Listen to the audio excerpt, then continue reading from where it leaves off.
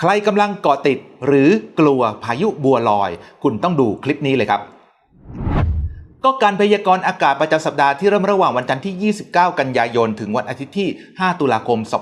2568 พบพายุยังจู่โจมเราไม่จบพายุโซนร้อนบัวลอยกำลังเจาะคุกคามทั้งไทยและลาวอยู่นะครับผมจะฉายภาพให้คุณเห็นชัดๆเลยว่าพายุลูกนี้เคลื่อนตัวอย่างไรและใครต้องระวังที่สุดแต่ไม่ใช่มีแต่ข่าวร้ายผมมีติ่งท้าย